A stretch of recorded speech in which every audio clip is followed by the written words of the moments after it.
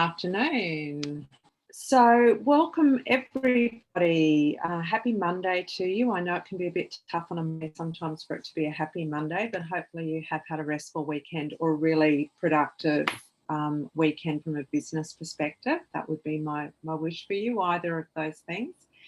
So we're all about business strategy, looking for opportunities for innovation in these sessions every second Monday.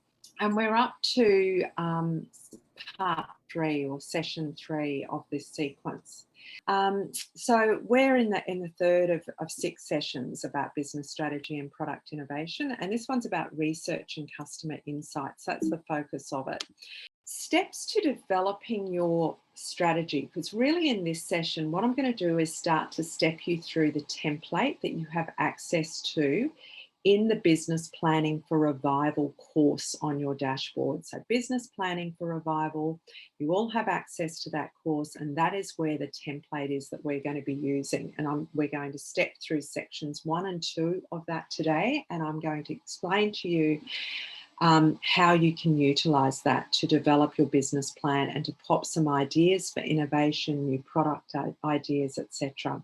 So what I'd like to talk with you first about is this section 1. And this is about looking at the external factors and macro factors that can be, when we say macro, we mean those things that are quite external, global, it's affecting a lot of businesses and consumers that you need to be thinking about where it's relevant to your business.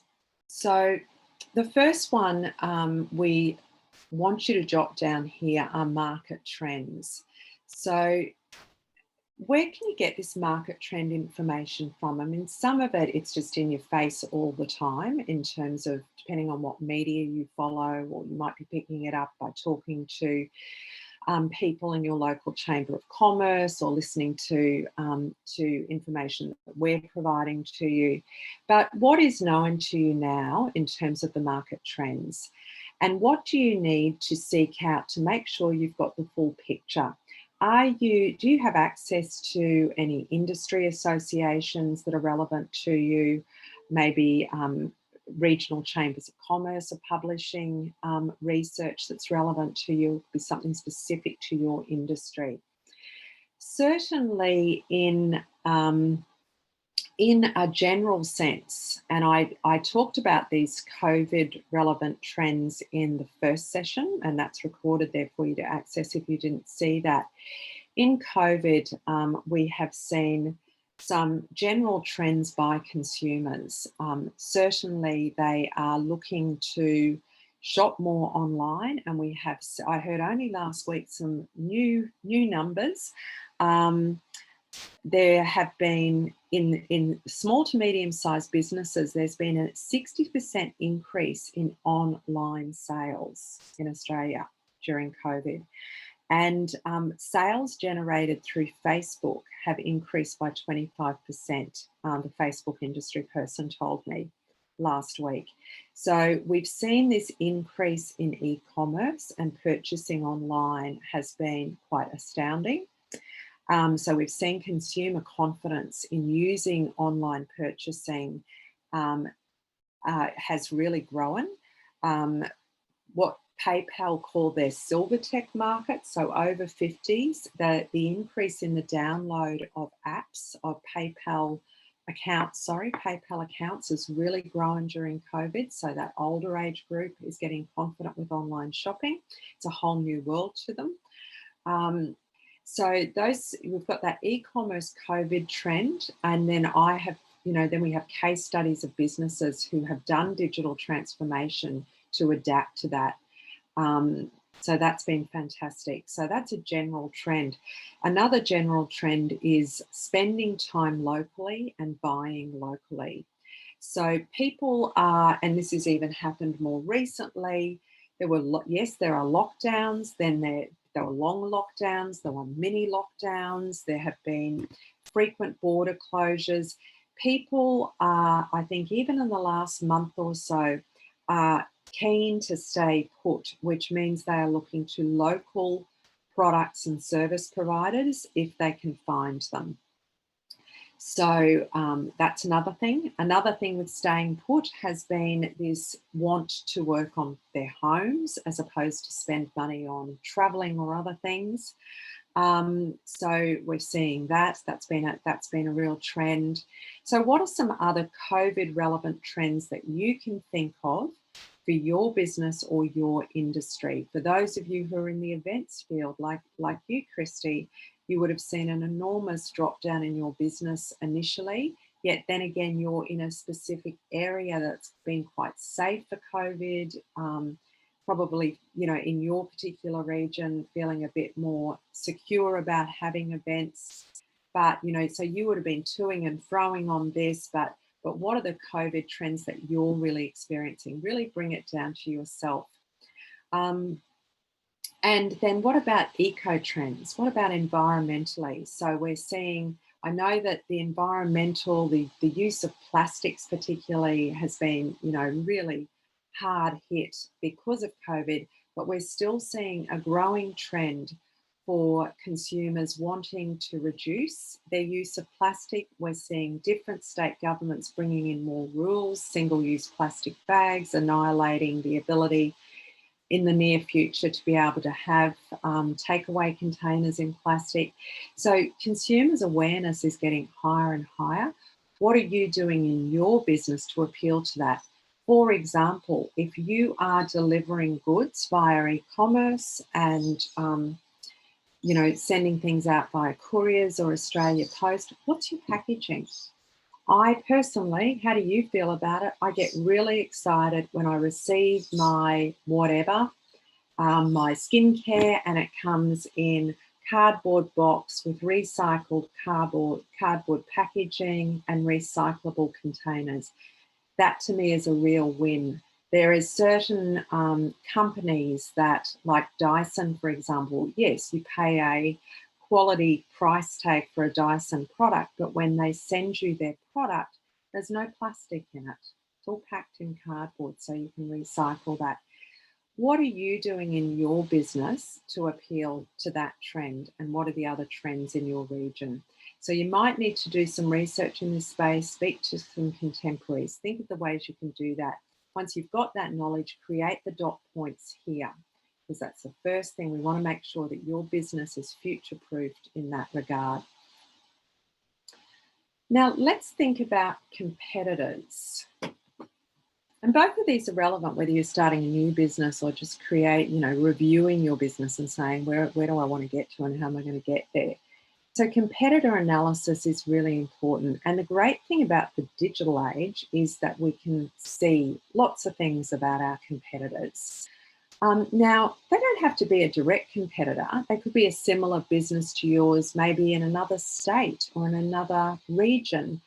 But what you need to do is have a look at how they present themselves, promote themselves online. What's their primary focus? So what's the message you're getting from them about their core service or products that they provide? Can you tell from their online presence who their customer is? Who are they targeting? So these are only a few things that you can look at that if you were to do that with 3, 5, maybe 7 businesses that you already know of or you can identify through online searches, this is a great thing to just give you a picture of the businesses who are playing in your space. You could even look at secret shopping, you or somebody you asked to make some inquiries, make some phone calls, find out more about these businesses. When we're doing coaching with businesses, and some of you may have experienced this, a great thing to do while you're doing this, particularly if you've got an existing business on website, is to do what we call incognito searches. So in Chrome, if you're using Chrome, you go to File and New Incognito window, File, New Incognito window, or if you're using Safari, it's called private browsing. Even on your phone, you can do private browsing. What this does is it takes away some of that annoying thing that happens when you're trying to do this online research, where Google will present you your own business, or businesses that tend to be very close to you in your region. It takes away, it stops at remembering what you've searched for. So you get a cleaner search, because what happens sometimes is I'll be working with a business operator and they'll say, oh, but we rank really well on page 1 of Google, but that's because they're always searching for their own business. So if you do that incognito or private searching, it takes that away, and you can get a truer picture of your competitor set for key search terms. So that's a tip for you, and we should all do this regularly anyway. It ties into search engine optimization and our online presence, but it also allows us to see how our competitors are ranking. If you were to think of your ideal customer, what would be the search terms they would use in Google? Do incognito or private browsing searches to see who comes up above the fold on your computer, or the first part of the screen you can see, and on page 1 generally. Because remember, we always say that if you want to hide a body, put it on page 2 of Google, because no one's going to go there. So I'd love you to do that piece of research. You will learn something from that, even if you already know these competitors. Looking at what they're doing in the online space, how they are promoting themselves, and how they rank on page 1 of Google for key search terms, and how you rank. It's a really worthwhile exercise. Then we have a think about our partners. So absolutely in business, and I'm sure you don't disagree, that when we can partner in relevant ways to help either improve our exposure, so improve our marketing, improve our distribution, maybe get funding from partners, maybe it's about supply partners to improve efficiency. Where are the opportunities for you to be more successful through partnerships? So are there organisations like associations that can help you? And it can even be as simple as, is there like a local business association? If you're a local business, if you can, sell to each other and, get your product out locally better, particularly in this COVID environment. Or it could be more industry-based partnerships, or it could be other businesses that have like a symbiotic kind of product or service that you can join with. How can you work with these other people? So when you're quite open-minded at the beginning of this process, this is the time to think about these opportunities. It's always great to align yourself with businesses that share the same values and the same types of customers as yours. They're two very important things. And the great thing about if you do create a product or a package with another partner, it's about really doubling your market impact, but maintaining your costs for your marketing. That's a great benefit that comes out of it. Then we move into this section here, section 2. And this is a really important piece of any kind of business review, is gathering intel from your customer feedback. I don't know if you saw the session that I did 2 weeks ago, but I said that customers really need to be at the heart of this process. You hear about this, you may have heard of this concept of customer-focused design or customer-led design. So I think there's, Harvard has been a big promoter of this and running courses in it. This concept of put your customer first. Don't put yourself and what's convenient for you as a business first. Always lead with your customer's needs. And in the first session, I spoke about the attributes of entrepreneurs. And one of the things that they all share is this attribute of wanting to continually improve their customer services. So we want to have our customers' needs at the center of all of our planning, ideas, innovation. So this exercise here guides you through gathering intel from customer feedback. So having a look at your Google reviews, having a look at the comments that have been left in your Facebook recommendations. If you're in tourism, then hospitality, looking at TripAdvisor reviews. And where we've got some fantastic more, if you really want to go through that process in a really nice stepped through way, both it is in two places on your dashboard. It is in online reputation management, a standalone course. You can be stepped through going through this Intel review process and pulling out the gold nuggets and getting the ideas for your business. And it is also in lesson 2 of BizKeeper 101 on your dashboard. So that's about using online reputation to drive growth. And, you know, when we think about marketing in businesses today, I always say that your online reputation, because we're in such a digital world where people use digital for 90% of their research and planning processes for buying, for purchasing, your online reputation sits as the absolute foundation layer in your marketing. So we really need to drive that. So if you're not really on top of online reputation processes and haven't brought that into your business, I really would like you to look at either of those courses, either online reputation standalone or lesson 2 in BizKeeper 101. But what I want you to determine from that analysis and to dot point in here in your business plan is what is it that makes your customers buy from you and use your services? What are the top 3 reasons that they do business with you? So what is it when you look at your reviews and feedback? What are the consistent messages that you are getting in those online reviews or customer feedback?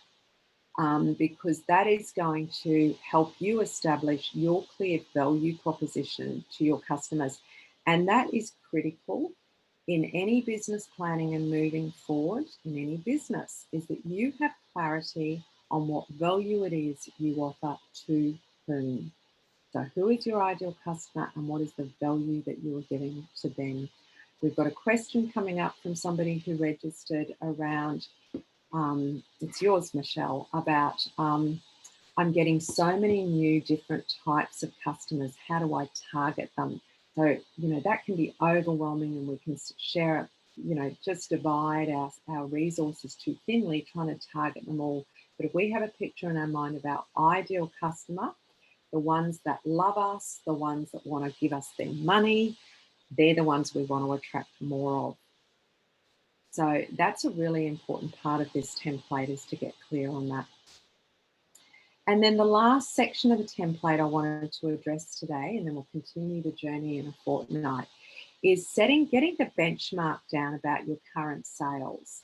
Now, the previous section about online reviews and feedback, and this section, if you're starting a new business, you obviously don't have those benchmarks, do you?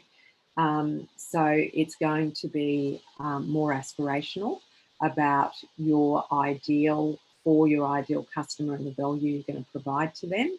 So just think in terms of what problem you're solving and what's the value they're going to get from you. That may evolve over time if you're a new business. Also, if you're a new business here, what you can do here is, rather than doing current sales, it would be to get down your aspirations. What are you hoping to do in terms of sales for your different products or services? Now, this is your Word document to download. You can add more rows, you know, to bring into here. But this is our benchmark. We've just got to have a bit of financial here. Obviously, you've got a lot of other accounting that sits underneath this, but if we can just top line it here, then you've got that benchmark to say, well, how do I want to grow? And what types of sales, what channels are they coming through that I want to grow? It's not uncommon for us to be working with businesses that want to see a shift to more direct website sales. And given the COVID trends to consumers doing more purchasing online, absolutely, we would expect to see that. It doesn't mean that you're not still going to have human intervention and sales support and online chat and all those things to help them get over the line, but they want to be able to quickly, simply secure that product or service, that experience, and know that it's locked in. particularly the other thing to bear in mind is we've got a lot of demand now, haven't we, out of the same sort of markets. You know, we're seeing that, particularly on the tourism side of things, that people who can drive to beautiful weekend spots for walking or, you know, weekend getaways, being inundated because they don't want to cross the border, they want to stay local. So think about what where you are now in terms of your sales, because that will factor into setting your goals. And I shared in the presentation a fortnight ago, I love that formula where when you increase, you know, that the number of leads you're getting, the number of channels and the number of customers, the leads, the sales, and customers, if you can increase those three, that dynamic between the three, how overall it creates such an amazing increase. So we've got that formula, and I talk about that in the session 2 weeks ago.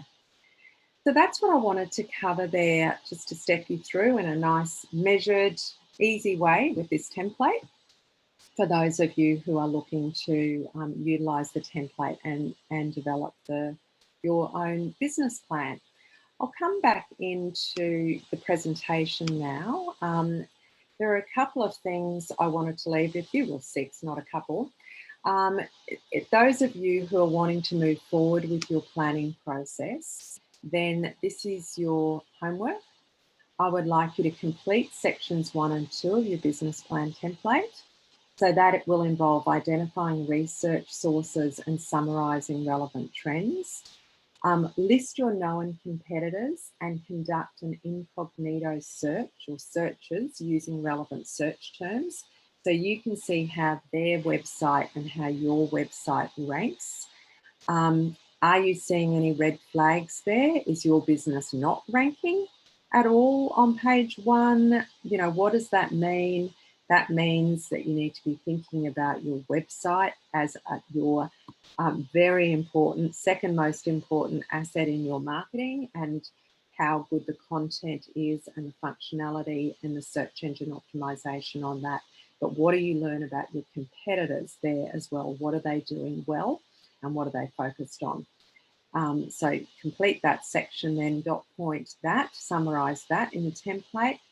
And then number 4 is think about where your opportunities are for collaboration. And that can mean lots of different things to you, depending on your business and what area you're in and how you sell your products. You're all different types of businesses.